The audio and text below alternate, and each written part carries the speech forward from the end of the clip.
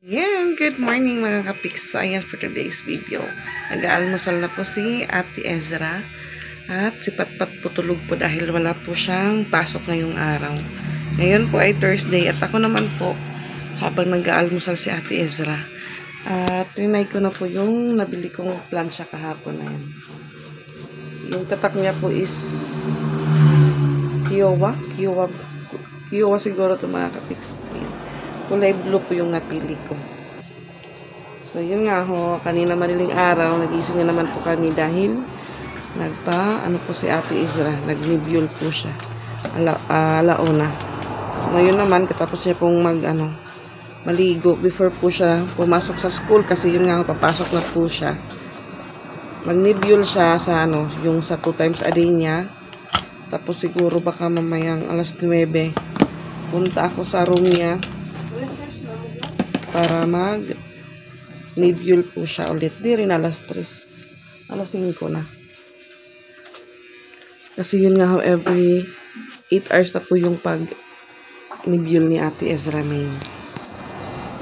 So, plancha muna ako mga kapiks.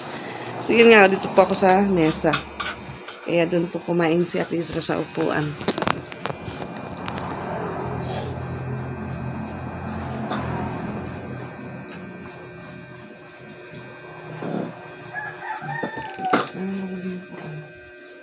Paso.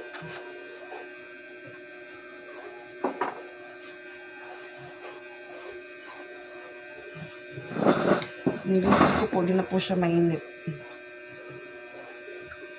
Nakamax kasi siya kanina, kaya sobrang init.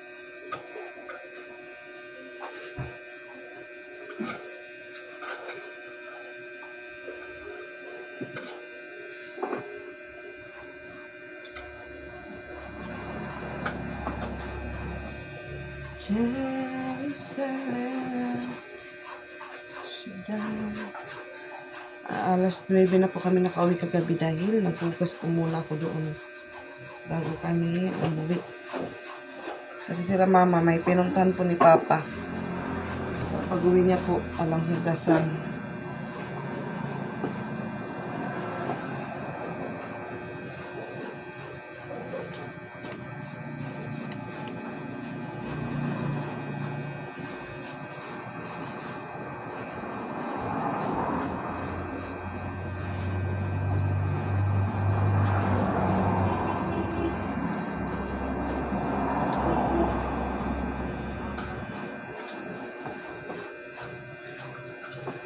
Yung ulam po ni Ate Ezra, corned beef na may itlog.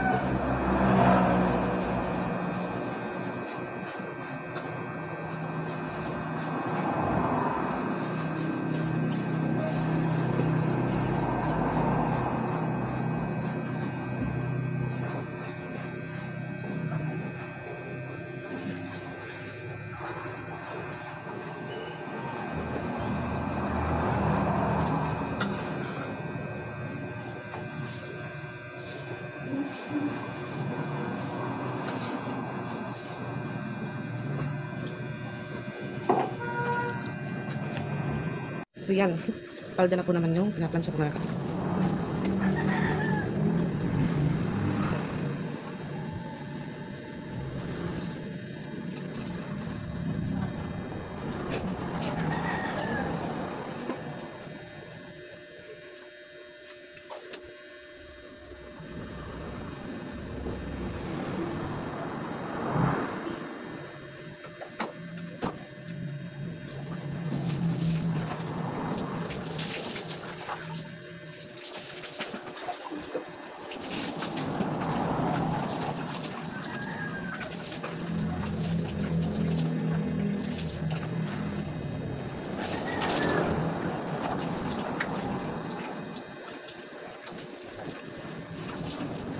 Hello.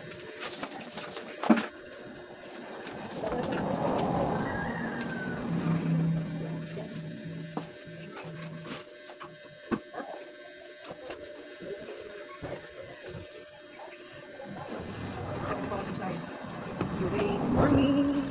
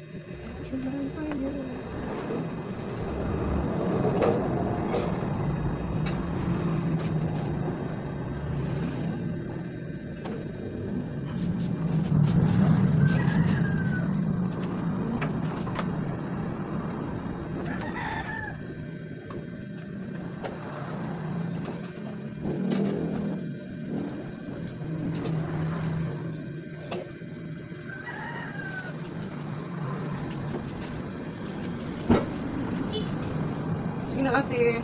Gising na mo.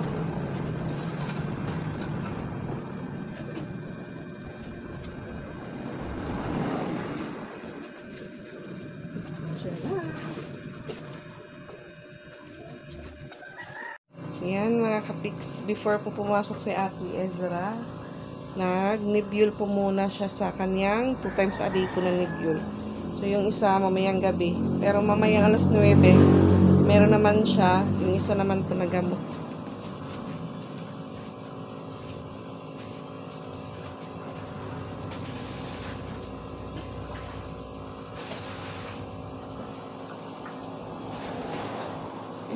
Iluga para gusto na nito yung mukhang kay para taas mahilig mo.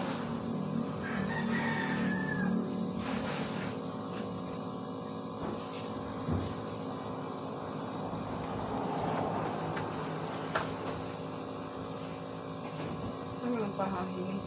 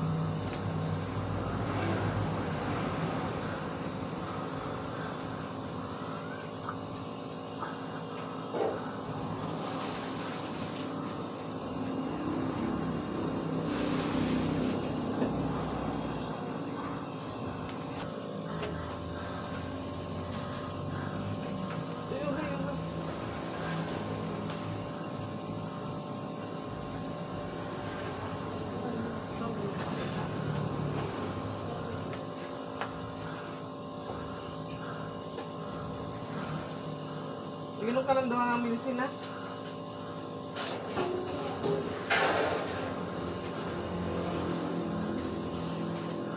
Balance. No? Ako ang magdadala ko din.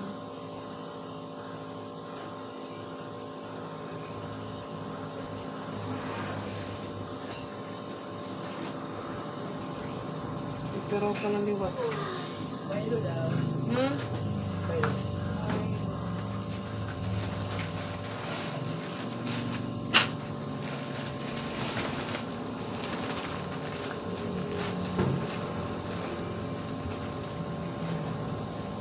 Doon ko yung ating.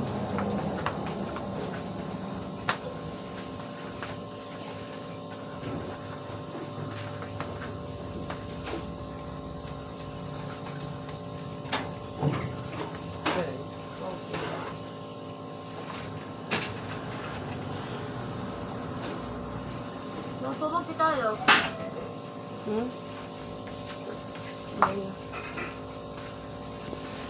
Dito po kami sa labas na hihintay ng masasakyan ni Ate Ezra. Wala pang tricycle na dumadaan mga kapiks. Init. Doon may naman tricycle ng ilo. So hindi po siya nakapagdala ng baon. Ako na lang siguro magdadala mamaya sa school. Yan mga kapiks, nandun na po si Ate Aiza sa school. Timing po, dumaan sila Ate Aiza. So, nakisabay nilang kay Ace. Papuntang school at yun nga yung mga mineral po ng jug nilabas ko dahil nag-order po ulit ako ng tubig. 10 piraso na po yun mga kapiks. Kahapon sana, yun nga ho, umalis kami. So, wala pong tao dito sa bahay. At yan, dinisplay ko rin po yung binili kong kape, Milo, tsaka gatas. So, si Patpat na sa taas pa po, hindi pa po bumaba. Wala po siyang pasok ngayon. So, magwalis muna ako mga kapiks.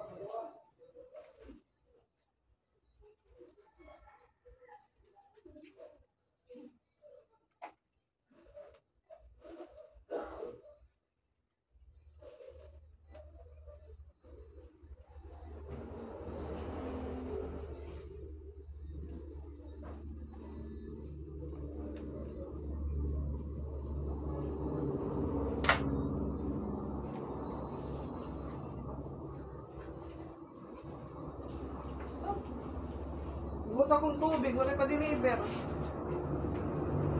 Kunay daw. Ha? Kunay.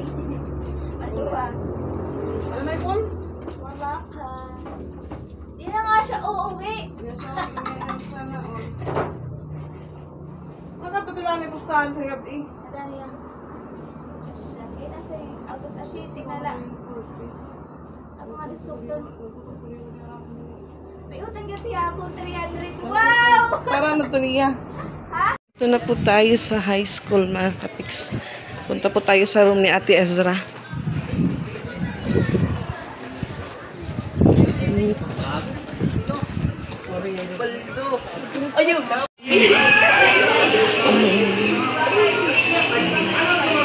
Timing po, wala silang pasok.